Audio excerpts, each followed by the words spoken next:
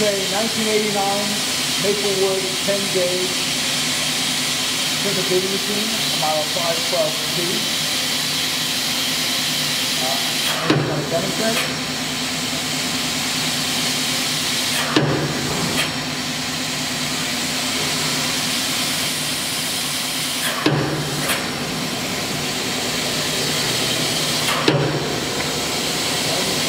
It's got a 12-inch stroke.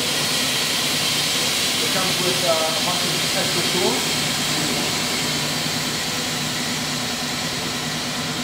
And that's pretty much it. If you want to just walk around and do a little bit of a side move.